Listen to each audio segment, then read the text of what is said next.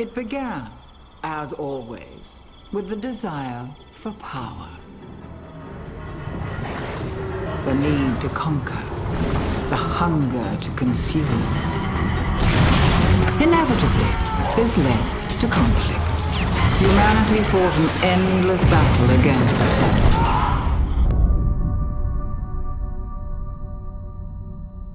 So we're sitting in front of a building that looks like the Locust is left alone, and you've been in an apartment for an entire day playing Gears of War 2. What was it like?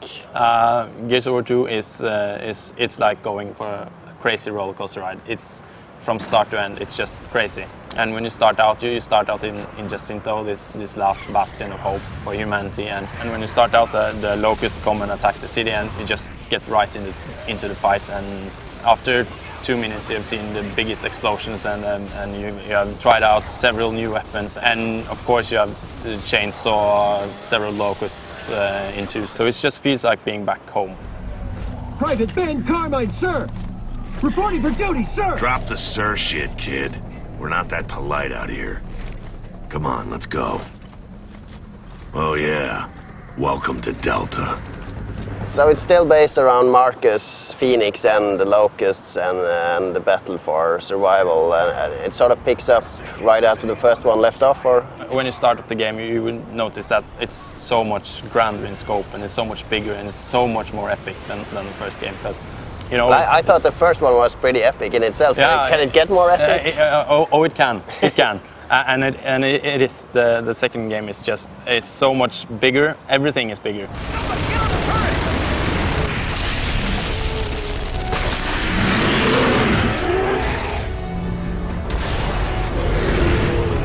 The second game is really about the whole war and the whole picture. You have this chairman, you know, talking to all his the COG soldiers and motivating them to go to war, and you have this large army just marching into war. Because that was really one of the criticisms of the first game, that the story wasn't really there. I mean, no one remembers the story in Gears of War. Is this more of a focus in the sequel? Very much so, because the first game is something about the Resonator, and it's something about Marcus's dad, and something I've played the game 10 times and I can't really retell the story. But the second game is really much more focused on the whole war and you know, the humanity and their survival and how to cope with the Locusts. So on the one hand you have the really big picture of the whole war, and on the other hand you have the story of Dominic Santiago and his wife. That is, his wife was lost on E-Day, or a couple of years after E-Day or something.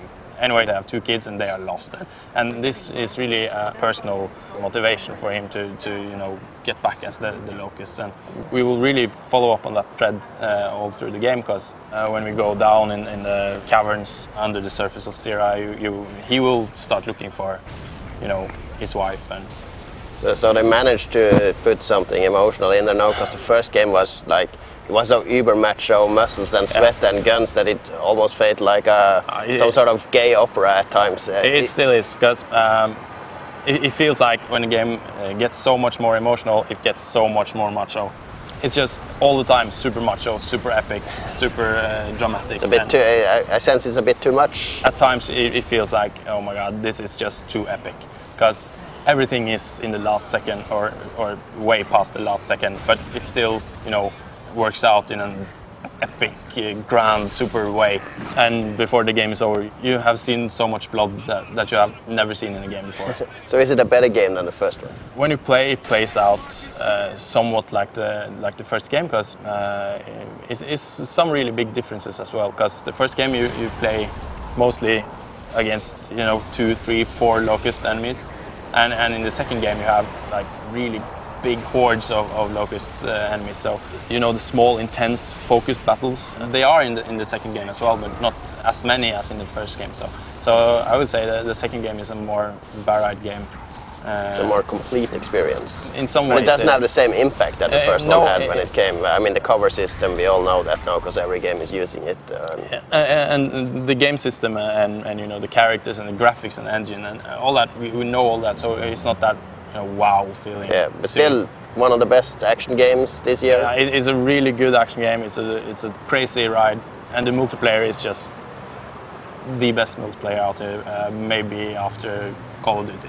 So, Okay. So definitely, if you're into action games and into multiplayer, you will just love it.